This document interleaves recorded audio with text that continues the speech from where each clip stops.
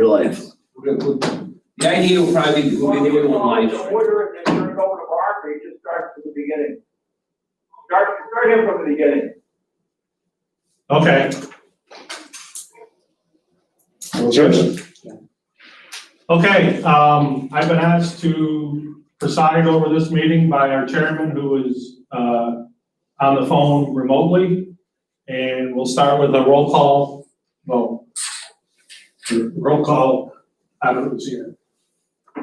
Mr. Staples? Here. Mr. LeBan? Here. Mr. Blevins? Mr. Hall? Here. Mr. McMahon? Here. Mr. Morrow?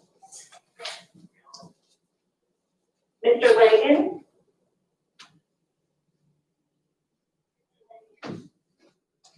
Do we have a quorum? We do have a quorum. We have Andy McMahon and myself on premises, and Ernie LeBath and Brian Staples remotely joining us, so. Is there any public comment? I want to also say that we have a reporter from the Watertown Daily Times, Vaughn, also in the audience with us here today. Vaughn Golden. Vaughn Golden. So, Is he wearing a mask? he In is. fact, he is. Good for him. So, hearing no public comment, motion to approve the minutes from September 3rd, 2020. I have one, Oh, go ahead. moved by Ernie LeBath, second, I'll second it for the purpose of discussion. and discussion. Impacts of COVID-19, second paragraph, second sentence, just grammatical, in addition to others. It says in additional to others. Yep, I've got that. We can make that change. Very good. Any other discussion? All in favor? Aye. Aye. Opposed? Motion carries. Financial report for August 2020. Kim? You have your August 2020 financials. I'm just going to highlight the summary sheet. You received CDC project revenues, which is 50% of the bond fee received from the CDC that's passed through to the IDA per budget. Interest income, building expenses were slightly elevated this month. We had some upgrades here at the office in order to, go with COVID. We had an intercom installed, stuff like that. You'll see RDBG adult ed expenses. That was for the RDBG award for the CDL class. We're starting to do the expenditures on that. That will be reimbursed by the Rural Development Grant. Newell expenses and your typical payroll. Remind me questions? how much we're gonna spend, on the CDO project? The total grant Was- awards. The total project was 75,000. The award is 57. Of that 57, that's what we will expend. We will get it all back. So Where's the other 18 come from? participants. So it's Yeah, that's essentially, right. we're looking Okay. at per individual scholarship. Yep. Thank you. Any questions? That's all I have. Okay, hearing no You questions. need the first and second. Move to accept. Second. So. All in favor? Aye. Aye. Aye. Opposed? Motion carried. Staff report, Mr. Kelly. Just to let you know, we continue to work on the county reopening task force. We held a best practices for manufacturers webinar on September 23rd. That event, we had panelists participation from DeFelsco, Dunn Paper, North American Forest Group, or Current Renewable Energy, Seaway Pharma, Skin Stitch. The point of the webinar was to bring the manufacturers together in a virtual mixer type forum to hear best practices and hear ways that other existing manufacturers had dealt with COVID related on facility, on premises issues relating to worker safety, how they dealt with SBA programs, CARES Act, how they utilized local and regional programs, what they were doing to sustain their marketing and sales efforts. As I said, we had some very, very high quality panelists. We had about 25 participants from all around the county. And it was well received. It's on our YouTube page if anybody is interested in watching the film of that event. The county chamber is also doing, and we do those events in partnership with the county chamber and the Small Business Development Center. We have participation from our other development partners, Power Authority, colleges and universities, the local developers. Did you hear anything on PPP and how those are going for? Yeah, it's kind of an interesting, sort of unknown period where the funds have been received and nobody has really gone through the reimbursement or the forgiveness process. So it was certainly discussed and it's on everybody's radar, and they're having specific bank-to-bank discussions about which form they use and how they apply for the forgiveness portion. The next event is Understanding the Virus, Best Practices in Business. That is October 15th, and the Chamber is sponsoring that particular webinar. There is going to be participation from Clarkson University to help the businesses understand the issues relating to how the virus spreads. It's actually a little more scientific than what we would typically do, but I think in light of what's going on and helping businesses understand issues related to transmission and safety, it's a pretty timely forum. Prices Inc. is down to $1.06. When we spoke last month, it was $1.12. I mean, it's been in the 90 cents to $1.15 throughout this crisis. I give you that as an update. We continue to work with Arconic on the business part concept development process. We're getting closer to actually start engaging the services of some consultants to help with that process. New building update, the office roof issue is the office roof is being repaired right now. We have an RFQ that we put out for architectural engineering services that we're going to vote on later today. Our ongoing COVID advertisements, I think our most recent series of advertisements ended the end of September. There may be a few lingering out there. I think we're going to take a break and then try and decide whether we need to do more messaging or whether we pretty much saturated the market. Do you have an idea how many signs we put out? We put out 250 yard signs, 249, there's one lingering around here, and about 100 window signs. And the window signs are two-sided for those areas where there's some of the downtown businesses didn't have the grassy area to put them in. I'll say, some of the commercials were, I guess you did different versions like on it every couple of weeks. Yes. In my long 6-minute commute to work, I've caught different ones at different times, and some of them were better than others, but they were all met the intent, and it's good to hear people are trying. And the idea was when this started, we tried to take a proactive stance. We've called literally hundreds of businesses. It's in the 500 range. And we have obviously the people within our portfolio, the businesses we've dealt with before and the ones that we know. We work with the local development, the offices and the communities. We tried to make sure nobody was missed. And the idea behind the ads was to fill in whoever we didn't reach out to make sure that the messaging was clear, that if people had questions, if they need help, if they're just looking at, and again, I've said this before, we wanted to be the human voice in people's ear as opposed to just webinars, articles, social media to give somebody a local point of contact where they can at least talk about what was going on. And that was done with the Small Business Development Center, with the Chamber, with our development partners, and I think we reached a great number of businesses and employers because of those efforts, because of that, the advertising campaign. Well, I think as difficult as this has been for everybody as individuals, it probably put a lot more stress on most businesses. Absolutely, yes. And one of the biggest challenges is I read this on Monday, I hear this on Tuesday, then on Wednesday, somebody tells me something different, and I'm hearing three or four different, sets of rules, guidelines. And what we, like I said, we try to, don't have them be, everybody's isolated right now as it is. Let's try to cut through that isolation by having direct contact.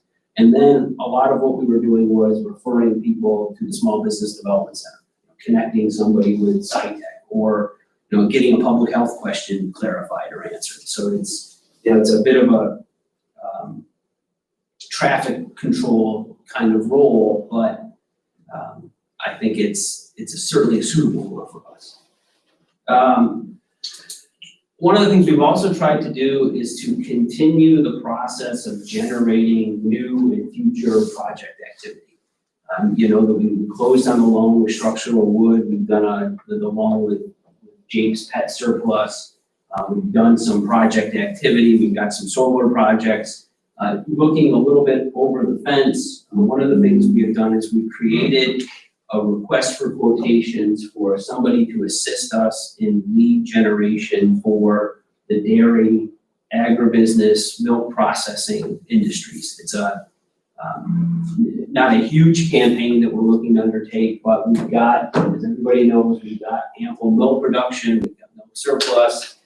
This is a follow-on from some meetings we've had with the Cornell Cooperative Extension and some local farms regarding the more market opportunities there are for that particular natural resource, the more potential there is for development and growth. So we've sent that out.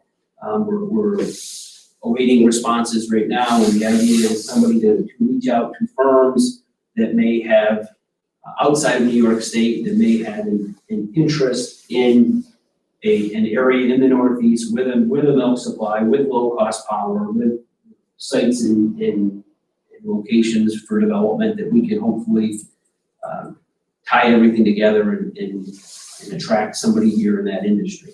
And this is certainly not a novel approach trying to go after somebody in the dairy processing industry, but I think if you continue to put a line in the water just to see what's out there. The CDLA program, the Commercial Driver's License Program, you have to do that, just one. Just to make people aware, the next class starts October 15th. There'll be a class slated for November 19th after that. This is the program through the Crest Center at SUNY Canton, for which Andy was just asking the question about the USDA award. We received funding through the USDA to help offset the cost of this training for individuals or company sponsors for individuals who might participate in the program. This has been a great success. Prior to this class being offered at the Crest Center, you had to go to Utica or Syracuse, which put a cost and a time barrier in front of people that was very difficult to overcome.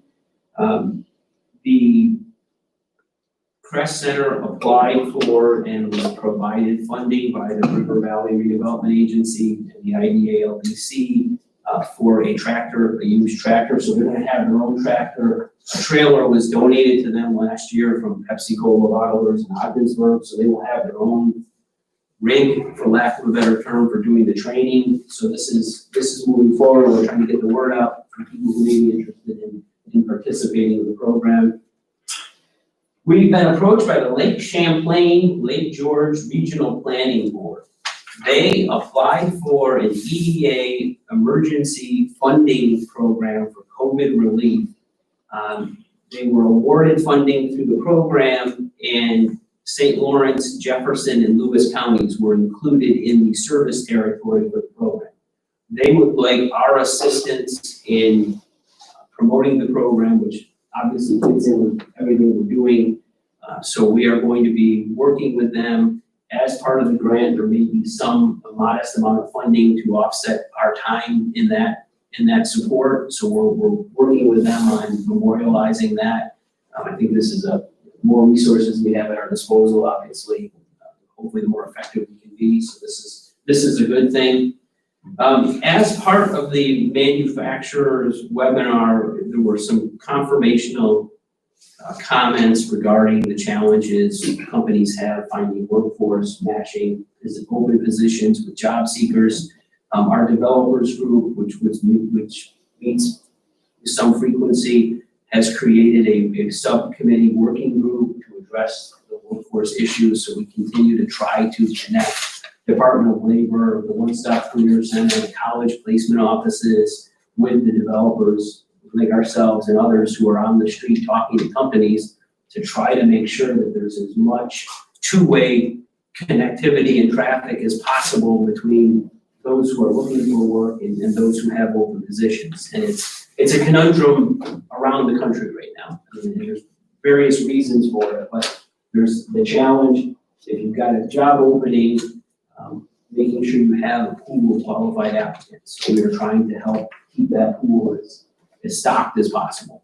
The last thing I will say, I would be remiss if I did not point out that this is the first time we've met since Tom Plastino passed away. We met September 3rd, Tom passed away September 6th.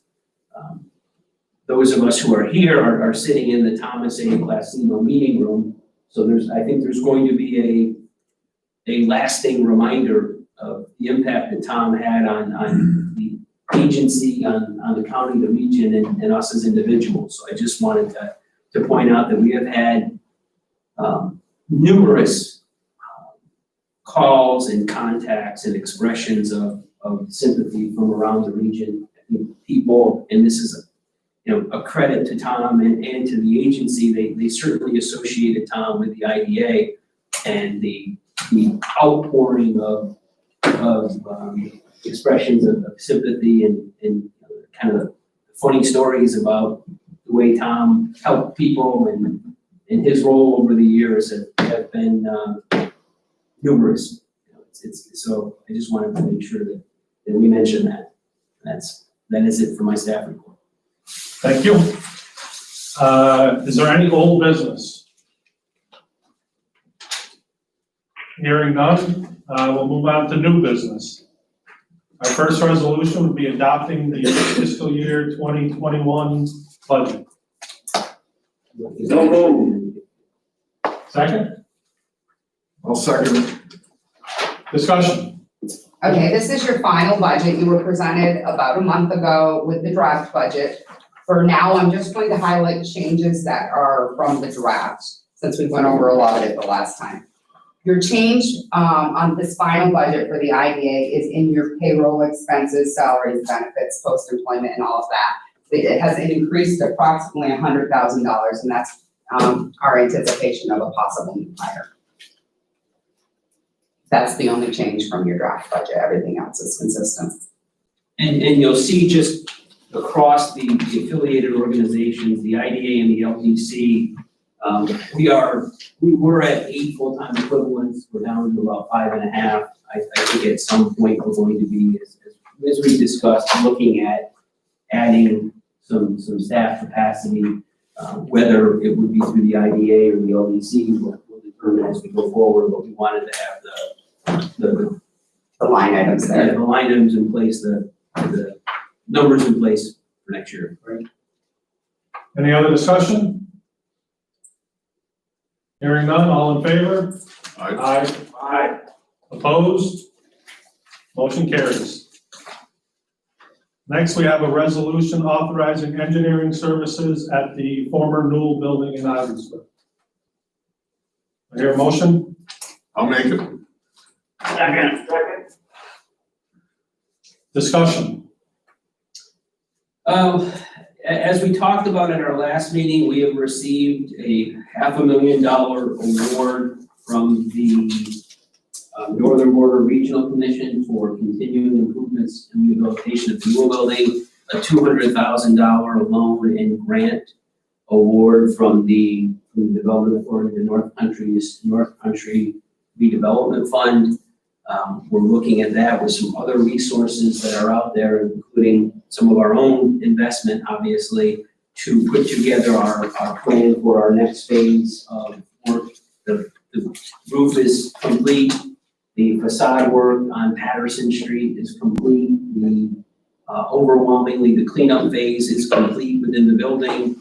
Now as we look toward heat, water, electric, mechanicals, offices, sort of the prep work to enable us to get a tenant in there and then move forward will be the next phase that we'd like to do, Rich, this winter.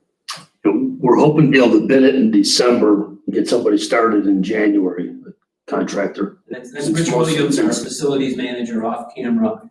And in order, obviously, to do that, we sought out, we did an RFQ for architect services, and the bid that we recommend is Brooks Washburn, as you'll see on your list here, at $48,880.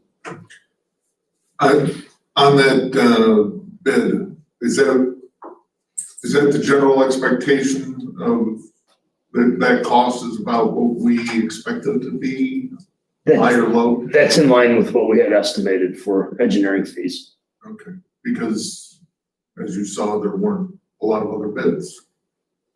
No, there wasn't. A lot of the engineers locally were busy. Okay, well, that's Meet that good. timeline. But just wanted to make sure that this wasn't an outlier, that this fit with the estimate. Yeah. Thank you. Any other discussion? You're comfortable with that bid? I mean, you're comfortable with the process? You've been involved before in the same project, correct? Yes, he has some pretty in-depth knowledge of the property.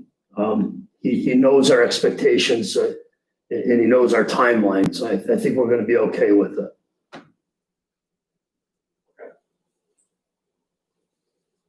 Okay, all in favor? I, Aye. Opposed? Motion carries. Next resolution of approving Omni Renewables LLC, 126 Little Bow Road North. Could you pronounce that second word for me, Mark? Navitas. Ah, very good, thank you. Motion? So moved. Second? second, Second, Discussion? I seconded Brian, second. Yep, we got it. You'll know, I'll start by saying you'll note we have 7 resolutions here, all with various Omni Navitas projects. 4 are in Governor, 3 are in DeKalb. I will review the first one in the most detail. For simplicity's sake, there are consistencies around these projects. We approved the one for Morristown at our last meeting. This is a very similar set of projects. Going through the cost benefit analysis, we utilized our project evaluation and cost benefit utilizing an energy production project type. So that's the evaluation criteria we utilize. Just as a summary, it's a 4.75 megawatt AC solar array installed on approximately 24.4 acres. The current property tax payments on the subject property are about $1,240. So right now, unimproved, they pay $1,240 in property tax on that parcel. The math, it's 4.75, the per megawatt cost is $4,250. That is a $20,187.50 payment the first year. So essentially, it's an increase of 17 times increase in the payment that will be for the pilot. The property payment will remain. So this is they will pay $1,239 plus $20,187 the first year, and then it increases 2% each year going forward. It's a very similar project, as I said, to the one you approved last time.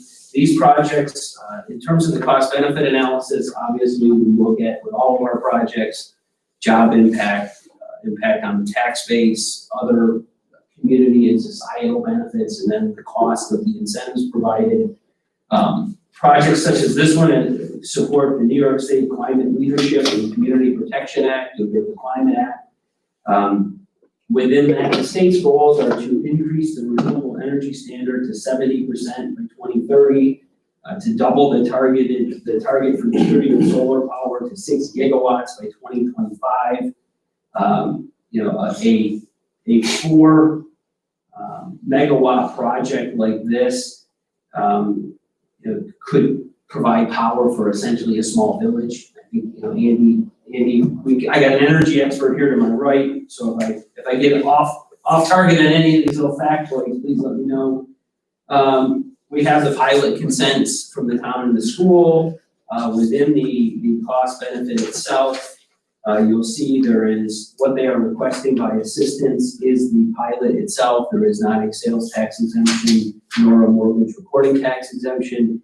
As you look through the NYSERDA toolkit, and we've said this before, there's these questions of, well, what's the right value? Is this high enough? Is this fair? The NYSERDA values recommend 3,000 to 5,000 per megawatt. We've looked at, there's been now dozens of these projects approved across New York State. The financials and the economics are different for all of them. We're seeing some that are higher, but we're seeing large, in the hundreds of thousands of sales tax exemption provided. Our analysis of this one, much like the Morristown one, is that this is a fair value. Like I said, it returns across we've looked at the 8 projects that if you approve these 7, you'll have approved, and it looks like the property tax payments go from around 20 to 25,000 to about $250,000. So there's an average 10-fold increase of payments to the taxing jurisdictions through these pilots. Job creation is not a big component of these projects. Typically, it's going to be contracted work, maintaining, mowing, overseeing the properties once they're completed. But again, between the access to the power discounts through the NYPA solar, I'm trying to remember the name of the specific NYPA solar program. It's the NYPA Community Solar Program allows people access to a renewable credit on their bill. It's part of supports the state's renewable standard goals, and obviously the payments through the pilots to the communities and the jurisdictions. That is a overview summary. I won't get into that degree of specificity with each project because other than the project sizes range and how many megawatts are installed, the 4250 is consistent. The amount of benefit otherwise requested is consistent across all 7 projects. Same developer, just different locations. I would be interested if Andy has any comment, high points, low points, what he feels about it. Our is his expertise. Yeah, You have to answer. I really don't have much to add. I'm surprised that solar here in northern New York is worth so much. The cost of energy up here is already quite low. But, I'm personally supportive of these projects moving forward. It's creating a greener economy up here, and hopefully it's beneficial to the overall growth of other industries. And Brian, I'll add, Andy brings up a good point about the renewable economy. We have the opportunity to be a real leader in the renewable, the development of the renewable economy in New York State. With the Power Authority facility, with Brookfield and other hydro facilities, with the opportunity for solar development, there is certainly being the largest county in the state, we have an opportunity to be a meaningful player in the state's goals. It still amazes me that being so far north, that I think of solar is like Arizona or, other southern places with sun all the time. It's just amazing that these companies are coming up here. But they must know, they must have figured it out, so. Let them. Well, if Andy's for it, it's gotta be good. Yeah. Yes, that's our cardinal rule right there. He's already said you. Is there any concern with taking productive land, losing the production of farming or whatever with these solar? Yes, that has been certainly a discussion. We attend the Ag and Farmland Protection Board meetings, and there's a limited amount of higher class soils up here. The issue is finding a balance between the actively farmed soils and land and the opportunity for the landowner to diversify and generate revenue from their property. And, I think it's certainly a balance. The Morristown project, we purchased an agricultural conservation easement that they had to pay into, and the projects have all been through the local planning boards before they come to us, where there's certainly ample discussion about that. Are we losing farms right now?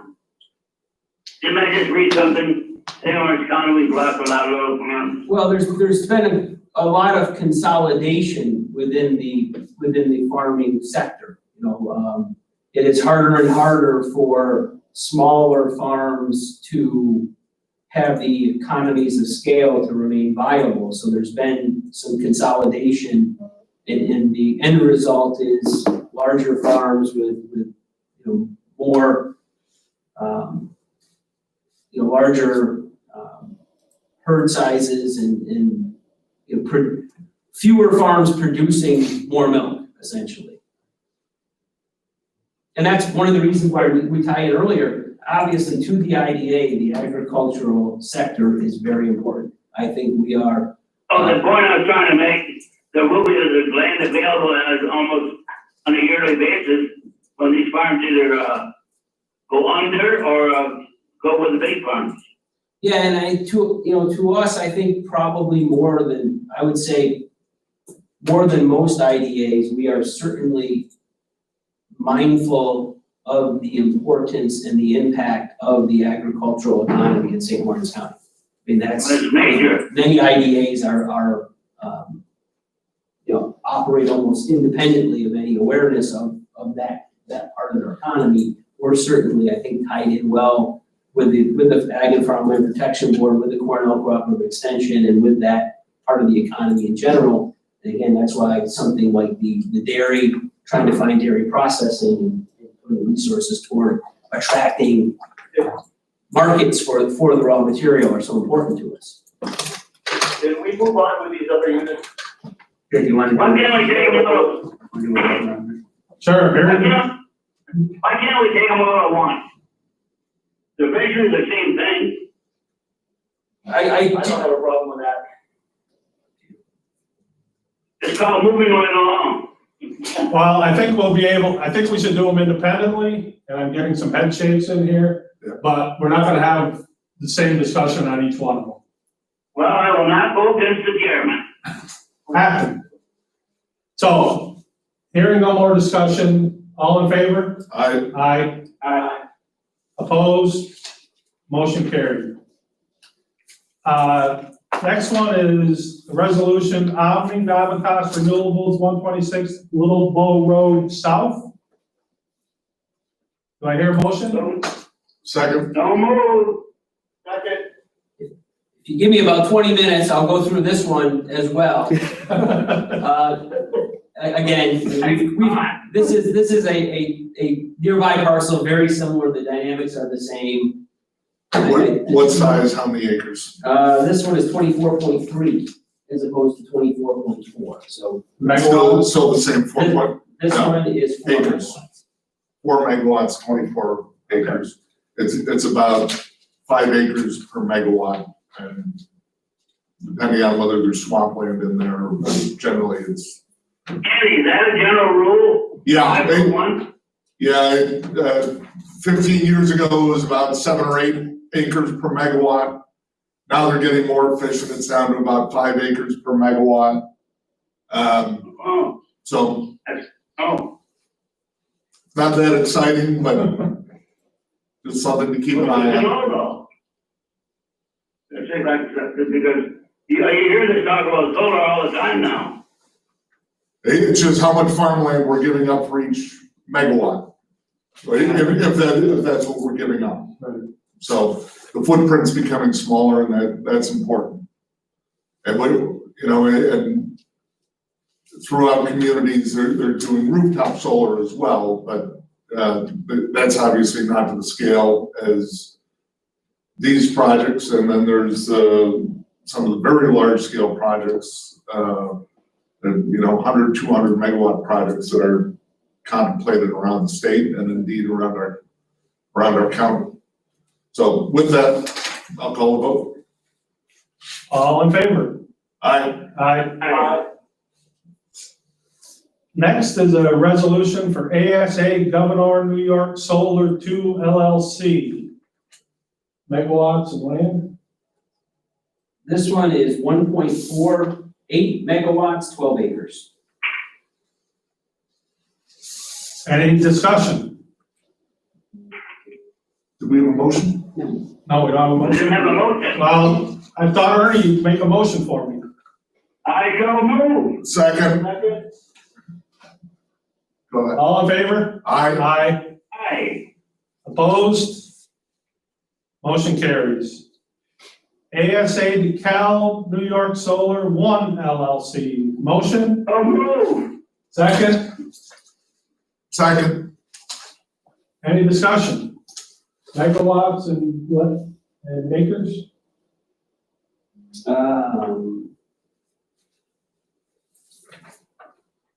Let me make a technical correction. ASA 1 is 1.4 acres, 1.48 megawatts. That's ASA 1. Okay, The one you just did was 4. So I read that one wrong. So this 4 megawatts. And, 0.4 acres. thank you. any further discussion? All in favor? Aye. Aye. Aye. Resolution ASA DeKalb New York Solar 2 LLC. So move. Second. Discussion. 4 and 17.8 acres.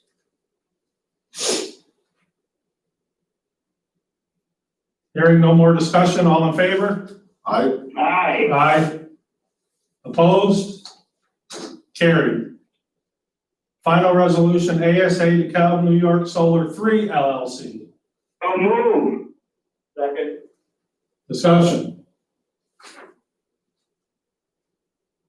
DeKalb Solar 3 is 3.3 megawatts on 15.85. You didn't do 1 and 2, you just skipped to 3. No, he missed Governor 1. The others we've got recorded. Okay. That may be why we got the inconsistency in it, when I read you, but I'm not looking to point I'm just testing you. Let's just make sure We we got them finish all. this one, then we'll bounce back up. There you go. Okay. All in favor? Aye. Aye. Aye. So you Opposed? Motion carries. need to go to pages 44 to 56, Mark, Governor Solar 1. Final resolution, moving back up to ASA Governor New York Solar 1. So Motion, move. second, Second. discussion. Okay, you haven't heard this before. This one's 1.48 on 12 acres. And what I'll do is let me read through each of them afterwards, so we make sure we get them. Yes. Call the vote. All in favor? Aye. Aye. Opposed? Motion carries. Hey, Patrick, could you go through a Yes. summary of, Yes, I will. Let me just get them in the order that I have them.